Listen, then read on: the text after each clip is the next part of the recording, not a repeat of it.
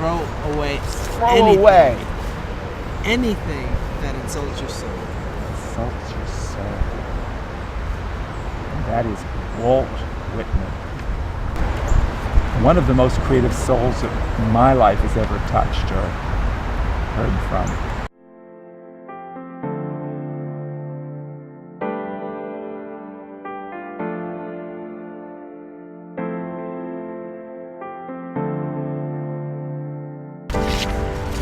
This is a mandala, right? They come in all levels of complexity. These are relatively simple, and these are a little more complicated. And since this is for our gathering on Saturday, right? Yes. So how can this community practice spirit-led creativity? Exactly.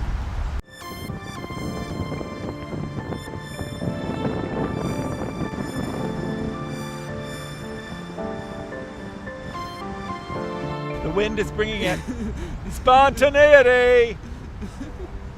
We call your name, whisper. Well, I found my inspiration right there on the ground. All this color is about dying. If they weren't dying, they wouldn't become so beautiful. It has to start with a feeling. It has to start with a hunch. Just start us off. Yeah.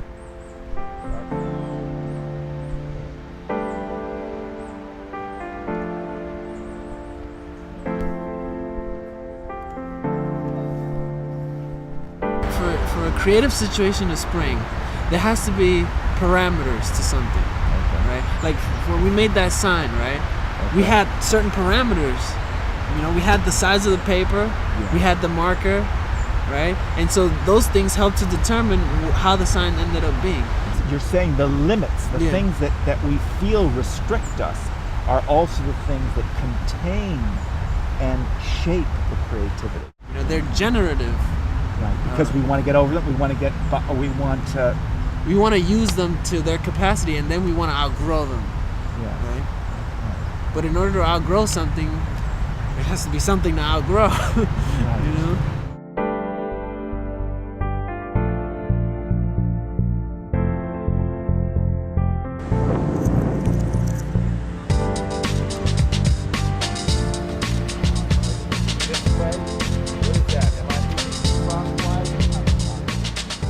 An artist who is more mechanical in their medium, I think, has a very different interaction with, you know, sort of how you do things, you know, because like you and Juan are talking about creativity and, you know, how all that works, and I have to be, at one sense, as spontaneous as you know, kind of reacting to the classroom or the scene before me, and in another sense, as, you know, precise and plan-like as Juan, just because your tool has so many different, you know, manipulatable sorts of things that affect the way an image is created. I'll stay with the camera. Whatever you'd like to go on to our... What's your project for? Mandala.